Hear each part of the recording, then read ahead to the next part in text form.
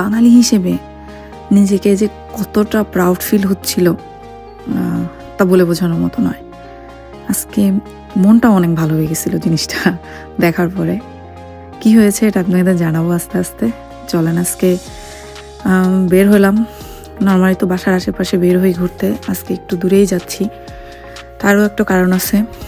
এই যে বের হয়ে গেলাম গাড়ি করে। আমাদের একটা ভাই নিয়ে গেছিল। আমাদের তো যেহেতু এখনো নিজেদের গাড়ি কেনা হয় নাই, অ্যাকচুয়ালি হাজব্যান্ডের লাইসেন্সের, এখানকার লাইসেন্স নিতে হবে তো এই জন্য। যাই হোক, টেস্কোতে গেলাম। এটা বাসা থেকে বেশ খানিকটা দূরে এবং এটা অনেক বড় একটা। এখানে আপনার মানে শুধু গ্রসারি বা হাউসহোল্ড জিনিসের সাথে সাথে আপনার ক্লথ এবং শুজ এবং আরও অনেক কিছু আছে, মানে বড় যে সবগুলো ওইগুলোতে ইনক্লুডেড থাকে। এই জন্যে এই যে ভিতরে ঢুকে আরও ওইদিকে অনেকগুলো শপ। এখানে শুধু টেস্কো না, আরও কয়েকটা শপ আছে, মার্ট যেটা বলে। সবগুলাই একই কমপ্লেক্সের মধ্যে। একটা ভালো কিন্তু এটা বাসা থেকে অনেক দূরে। এটা আমার বাসার কাছাকাছি হলে ভালো হতো। এই যে নিয়ে চলে গেছি। অ্যাকচুয়ালি কেন আসা হলো এটা বলি এবার। ছেলের স্কুল যেহেতু শুরু হবে, স্কুল থেকে স্কুল ব্যাগ, ওদের যে উপরে যে সোয়েট শার্ট বা জাম্পার এটা দিবে, পোলো শার্ট এটাও দিয়ে দিবে স্কুল থেকে। স্কুলে পে করা লাগবে যেহেতু স্কুলের লোগো লাগানো এবং স্কুলের ব্যাচের জন্য। এগুলো বাইরে থেকে নিলে হবে না। কিন্তু জুতা যেটা স্কুল শু, ব্ল্যাক শু প্লাস হচ্ছে আপনার গ্রে কালারের ট্রাউজার, অনেক স্কুলের গ্রে প্লাস ব্ল্যাকও থাকে, ওদেরটা গ্রে কালারের, এগুলা বাইরে থেকে নিতে হবে। এগুলো বলে দিছিল, এই জন্যেই আসা মেনলি এখানে।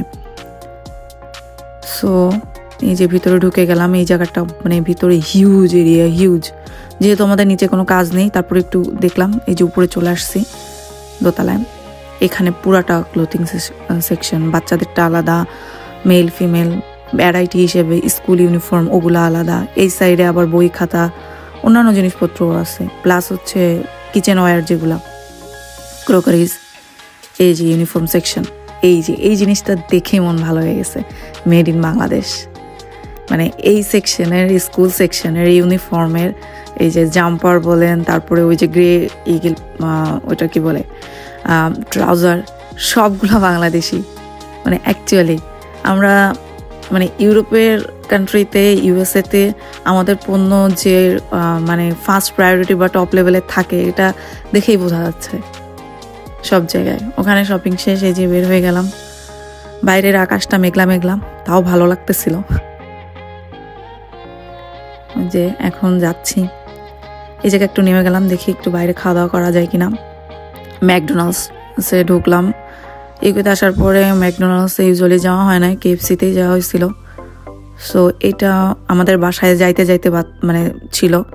এখানকার বার্মিংহামের সবচেয়ে বড় হসপিটাল, তারই পাশেই বলা যায়।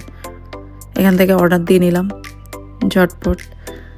এখানে ম্যানুয়ালি এখানে নিজে অর্ডার দিয়ে কার্ড পাঞ্চ করতেও পারবেন। কেউ যদি ও না বুঝে তাহলে ওরা কাউন্টারে যে ওরা অর্ডার টেক করে হ্যান্ড টু হ্যান্ড, বাংলাদেশের মতো।